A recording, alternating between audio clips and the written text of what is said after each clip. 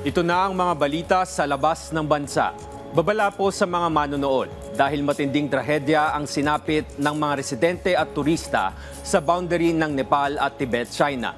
Matapos rumagasa ang bahang may kasamang putik na nagresulta sa daan-daang nasawi at nawawala. Si Jeremy Piscano sa sentro ng balita.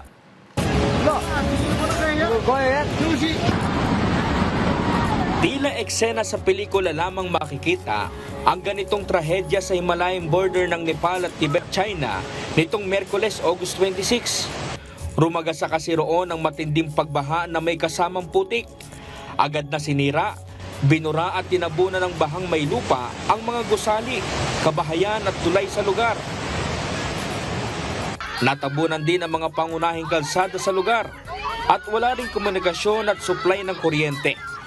Daan-daan agad ang nasawi at marami pa ring turista ang nawawala hanggang sa mga oras na ito, kabilang na mahigit 400 turista mula sa iba't ibang panig ng mundo. Sa ngayon, nasa 5,000 katao mula sa Bihar, India ang sapilitang inilikas dahil dumiretso rin sa kanila ang baha. Ayon sa mga eksperto, nagkaroon umano ng lindol sa Himalayan Mountain kung saan nagdulot ito ng pagguho ng glacier at mga bato na nagresulta naman ng pagragasa ng baha at pagguho ng lupa sa Lendek Kola River patungo sa border ng Nepal at Tibet. Nakadeploy na mga pulis at sundalo sa lugar upang magsagawa ng rescue operations. Kinumpirma naman ng United Nations na nakamobilize na ang kanilang mga supply at personnel upang tulungan ang mga apektadong komunidad.